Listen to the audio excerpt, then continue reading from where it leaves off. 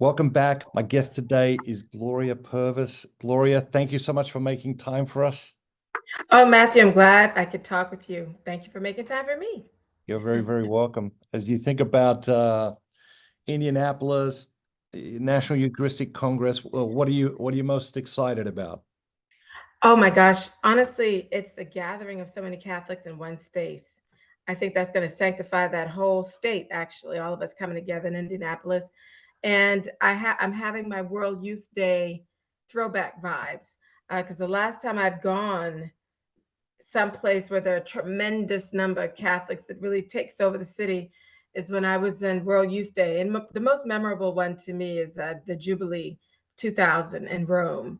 And so I'm having that kind of excitement, knowing that I'm going to be with so many other Catholic believers in one city, all around one reason, and that's Jesus and the Eucharist. So, yes, that has got me very excited. Yeah, fantastic. Tell us just a little bit about yourself, your journey, what you do, what's important Oh, to you. yeah. Just share a little bit Yeah, with yeah. us. Sure, I'm a Southerner. Grew up in South Carolina.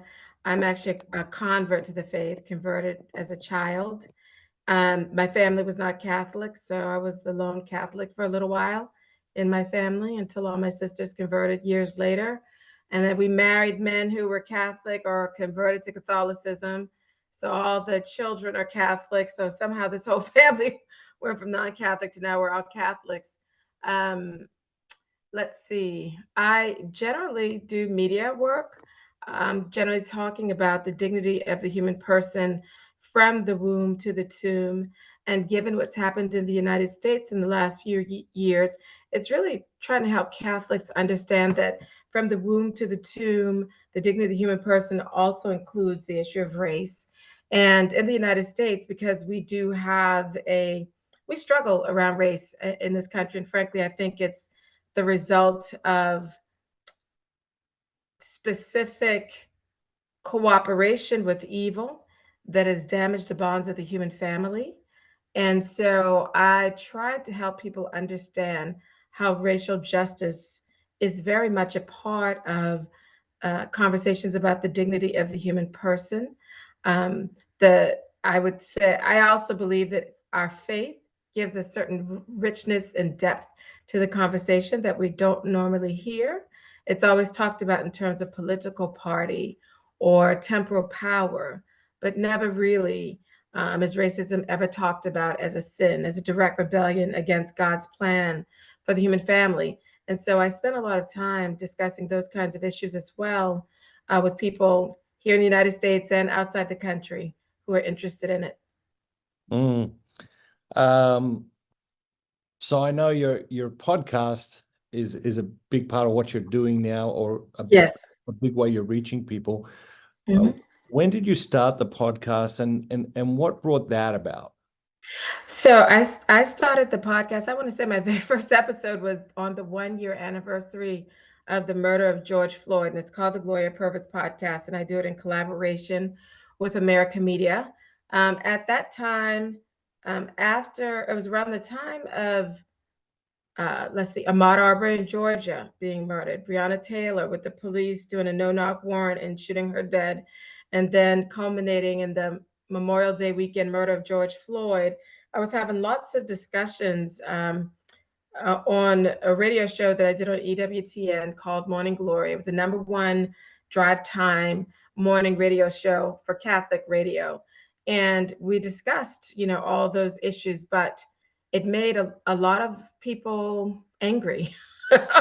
It made a lot of people angry because I think sometimes we're so used to being in the position of talking about things like abortion or euthanasia and being in a position of not being the ones necessarily to think we are in need of conversion.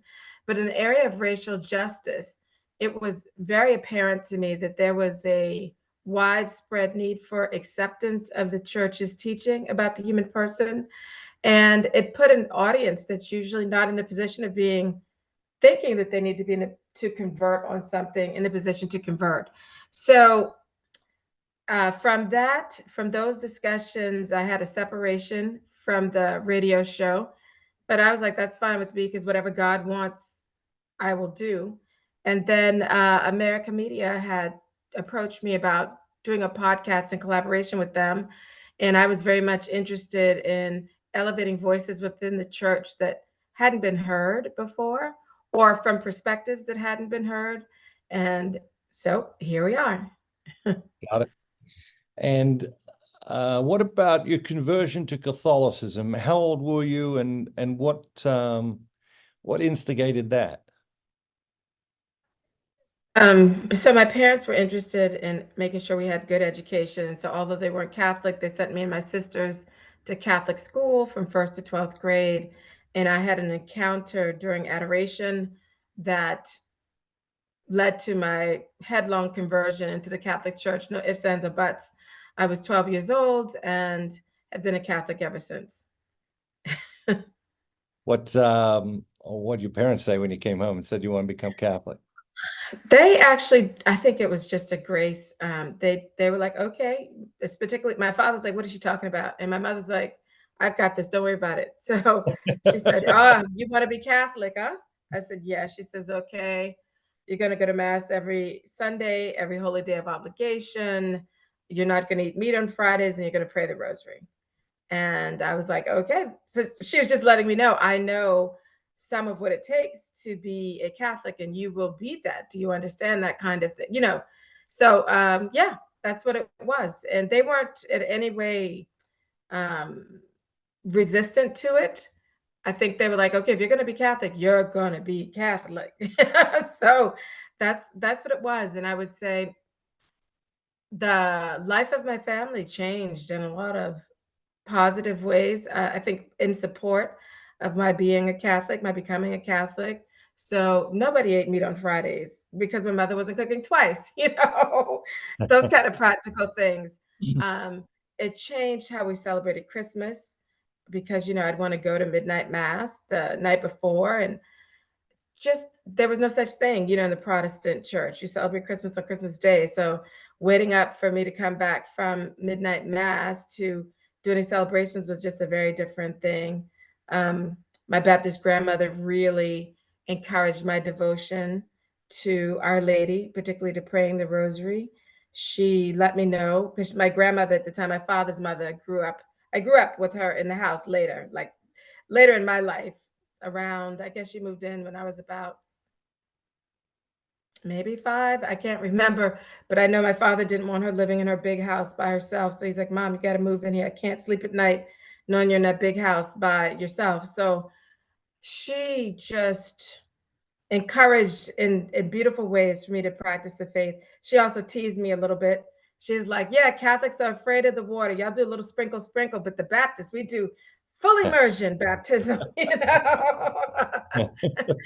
that kind of, funny things. But she also made sure that when Mother Teresa, now Saint Teresa of Calcutta, came to my hometown, that the whole family went to see her because I was Catholic, and my grandmother understood that she was an important Catholic. And then when St. John Paul II, had come to my home state, my grandmother also made sure that we all went out there to see him because she understood, obviously, that the Pope is clearly Catholic, and my parents were in full support of that kind of thing. I remember also every time we'd go somewhere, she'd elbow me because she was in the back seat with me in the car.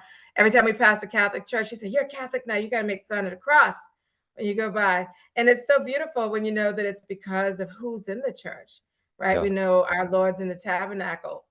And she understood that those were certain things that Catholics do. And I, being the only Catholic in the house and not having any, senior Catholic to guide me on these things, it was my Baptist grandmother.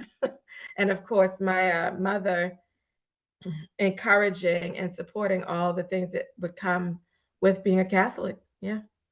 It's a really beautiful story. Thank you for sharing. You're welcome. Mhm. My team here prepared, a packet of information on each of the people I'm interviewing, and I saw in there, some of your work you've done and discussions you've had around religious liberty, and I'm Yeah. curious how you see how you see that issue developing in the next 10 or 20 years here in the United States, and how at risk do you think our religious liberty is? It really depends on, so for example, there are things called sexual orientation, gender identity. And I believe those kinds of laws, how they're enacted, if they don't honor the Religious Freedom Restoration Act, like RFRA and things like that, yeah, it would be very difficult for Catholics, whether in the church operating schools or nonprofits, but also Catholics who own businesses. How our values are translated into our workspace being seen as discrimination could be a problem for a lot of businesses. I also think about the HHS mandate, which wanted all employers to offer artificial birth control and other objectionable things that we as Catholics could not abide by.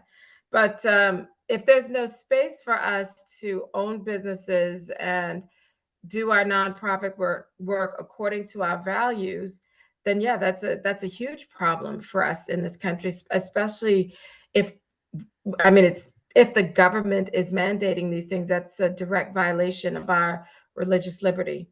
It's a direct violation of the First Amendment. The government cannot interfere with our practice of religion, and telling us that we must provide services that go counter to our specific religious belief makes us participate in actions that we find evil, and the government cannot do that. So we, first of all, need to be aware of that. Secondly, I think every Catholic business owner, every Catholic nonprofit, look, if you want to operate using the term Catholic or in any way, shape, or form have it reflect your values, another thing is you should understand the faith, because I started to see so many things from other Catholics that I was like, wait a minute, that's not what we believe with regard to, artificial contraception. And it was really disappointing, and I think also confusing. Yeah. Very confusing for other people. I remember certain things happening publicly with Catholic politicians, and my parents would call me and they were like, wait a minute, I thought the Catholic Church didn't support abortion. Wait a minute, I thought the Catholic Church didn't. Well, this politician so-and-so is saying X, Y, and Z, and they said they're Catholic. And I was like, yeah, they're wrong. And then my parents were like, we thought so. And then that would end the phone call. They're like, we know our daughter. We know our daughter doesn't play around and that she wants to adhere to everything that our church teaches, not only because the church teaches it, but because it's beautiful and good and true. And I think the surest way to human flourishing. And also, it's God's plan. And I love God. And I know the Lord loves me clearly. I went to the cross, suffered, died. Oh my goodness, things I'm not sure I do for myself, really. But how much God loves us ought to be so firmly planted in our hearts that we would be able to resist the temptations that the world provides to us, and recognize how it diminishes something so holy and wonderful as marriage, sex, family, all of that. So, and also just what it means to be a human person, right? So there's so much I think that the church offers us. There's so much that God is offering us and asking of us, but none of those things, if we are, how should I say this? Is the word I want to say rightly formed? Or is it just that I want to say, maybe depending on how much we have been open to God's uh, changing, loving action in our hearts, will make these things not bitter to take, but sweet. And we'd want to do them. We'd want to cooperate with God's plan for us because we love God. I remember a priest telling me, fear of the Lord wasn't like servile fear, but fear to offend the one you love, which puts it in such a different understanding. And I was like, yes, that's exactly right. I get it. I fear the Lord. I fear insulting the one that I love. So if we had more of that attitude and also the desire to learn the faith, I think we'd understand how serious what is at stake is at stake. Got it. Excellent. Or when you think about the Eucharistic Congress, obviously everyone can't go and see everything, but what are you planning to speak about, and share a little bit about that with us? Well, I'm still praying about what the Lord wants me to talk about. I always have my ideas, and then when I get to the podium, it just whatever he wants me to say comes out, no matter what's on the written page. So I have been praying that maybe he'll show me a little sooner than right before I get in front of the microphone. But it's I of course hope to talk about the beauty of the Eucharist and why we should recognize this as God's immeasurable generosity uh, toward us. Those of us who, like myself, are sinners, those of us who, despite our claiming to love the Lord, turn around by our own sinfulness and betray Him, and yet, he makes himself present to us in the Eucharist. He makes himself present to us in the sacrament of reconciliation because he knows that is what we need to be able to persevere in the faith, to continue in the battle, not just against the world, but our own flesh and our own fallen impulses. And that is just, I mean, like you just meditate on that really, like when half of us don't want to forgive our neighbor for cutting us off in traffic, you know, and yet the generosity of God that he gives of himself in this way continues to desire heaven for us. Ah, it's it's quite a bit. I don't think we can understand a love like that. It's a love so deep and profound. I think we'll spend eternity encountering it, really, because that's what heaven is, the full-on encounter with God and the depth of his love, so much so that there's not enough time to even, you know, dip our toe in it. And so we have eternity, and we'll still never get the fullness of his love, but yet we'll be there with him. Just so many things to meditate on and think about. When you were first invited to come to Congress, what did you think? And then how has it brought focus to the Eucharist in a new way? How are you preparing for that? Walk us through that a little bit. Yeah, when I received the invitation, I was thinking, oh, anything to glorify the truth of the Eucharist. Then I thought, oh, but Lord, there's so many other people who are so much more learned and, you know, could maybe talk about this in a more in-depth way, a scholarly way. But then I realized it must just be love. You know, you don't have to go to school to just love. And we know what it is to love another person. You never fully know them, you know them because they're a completely separate person, but yet we can love another person, much like if we can love God, who we, by our limited minds, can't fully encompass and know. However, we can trust and give ourselves over in complete trust to God and then have this intimate encounter with God in the Eucharist. And so the more I can in my prayer life or in meditating really think about that and let God reveal what he wants me to say when I'm in Indianapolis, that's what I hope to be able to talk about. Yes, it won't be in these, you know, scholarly terms, but it'll be in a way that I hope the average person can hear it and let their hearts become inflamed with love for God. And if they're already inflamed, maybe even a deeper, let them be completely immolated with love for him. You've got all these people coming from all these different places to meet together as Catholics in Indianapolis for the National Eucharistic Congress. What attitude would you encourage them to foster as they prepare for that journey? Oh, just I'd say pray for everyone that's speaking. Number one, that the Lord can speak through them, through those speakers to them in particular. Say, Lord, you know, bless them, put your words in their mouth, and allow them to say something that you want me to hear. That's what I'm hoping they would sort of have that attitude of anticipation of that the Lord is present and the Lord will be speaking through the people there, even if we're not perfect people, that we know the Lord uses broken people sometimes to get over what he once said. He doesn't use the strong, but rather the weak to confound the proud, and the strong. So that he may use these weak, broken vessels to convey something beautiful and true about himself to that individual that's praying, that individual that's coming, that individual would have excitement and anticipation that they will hear something or encounter something that the Lord specifically wants for them. I also would encourage them to recognize among the flock, so many of us that are there, that we are all desiring the same thing, and that's heaven. And so even if somebody, if you're surprised by who's there, recognize that they are a child of God and they are seeking and wanting the same thing you want, which is a deeper encounter with God and a deeper transformation in receiving the Eucharist. So if they could have that. So pray that the Lord will put the words that he wants said to you specifically in the mouth of the speaker.